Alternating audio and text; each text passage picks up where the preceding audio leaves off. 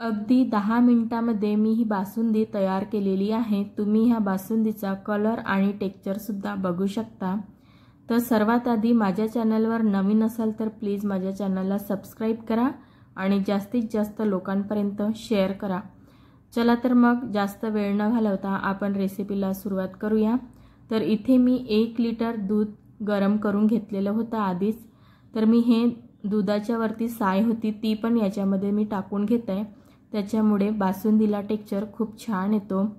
तर इथे मी पॅनमध्ये दूध टाकून घेतलेला आहे कढईमध्ये आणि आता याला उकळी येऊ द्यायची। छान चम्मचने खरवडत राहायचं, मिक्स करत राहायचं।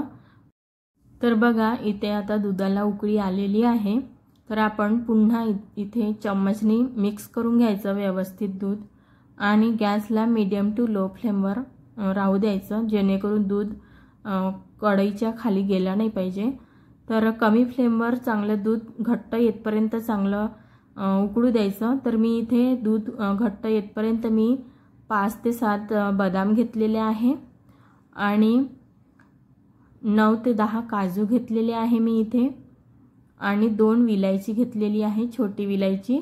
ह्या सगळ्या जिन्नसांना ड्रायफ्रूटला आपण मिक्सरमधून बारीक करून घेऊया। तर हे बघा अशा प्रकारे बारीक करून घ्यायचं।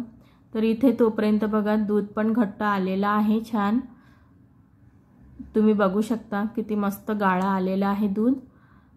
मला हे दूध घट्ट करायला 5 ते 7 मिनिट लागलेले आहे। तर आता आपण याच्यामध्ये साखर टाकून घेऊया। तर मी इथे साखर अर्ध्या वाटीपेक्षा थोडं कमीच घेतलेलं आहे, तुम्ही तुमच्या आवडीनुसार साखरेचं प्रमाण कमी जास्त करू शकता। तर ही साखर मी इथे टाकून घेतलेली आहे। आता याला चम्मचने व्यवस्थित दुधामध्ये मिक्स करून घ्यायचं। तर कधी पण दूध आटवायचं राहिलं तर पसरट भांड्यामध्येच आटवायचं टाकायचं, त्याच्यामुळे दूध लवकर पटकन आटतं आणि जास्त वेळ पण नाही लागत। तर बघा इथे साखर पण छान विरघळलेली आहे आणि आता इथे मी किशमिश टाकून घेत आहे थोडेसे आणि जे आपण मिक्सरमधून बारीक केलेलं आहे ड्रायफ्रूट ते पण याच्यामध्ये आता टाकून घेऊया। याने काय होतं दूध जो आहे तो आणखी घट्ट येतो आणि चव पण खूप छान लागते, त्याच्यामुळे मी इथे पावडर करून टाकलेला आहे। याला पण आता व्यवस्थित मिक्स करून घ्यायचं दुधामध्ये आणि हे मिक्स करून झाल्यानंतर 2 ते 3 मिनिट कमी फ्लेमवर चांगलं उकळू द्यायचं, जेणेकरून जो टेक्स्चर आहे तो आणखी मस्त गाळा झालेला पाहिजे। तर बघा मी इथे 7 ते 8 मी केशर दुधामध्ये भिजत ठेवलेले होते आधीच। तर हे पण मी इथे टाकून घेत आहे आणि याला पण व्यवस्थित दुधामध्ये मिक्स करून घ्यायचं।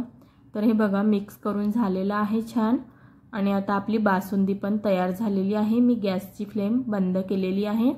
तर तुम्ही बघू शकता किती मस्त झालेली आहे बासुंदी। व्हिडिओ कसा वाटला तर मला कमेंट करून नक्की सांगा आणि माझ्या चॅनलवर नवीन असाल तर प्लीज माझ्या चॅनलला सबस्क्राइब करा।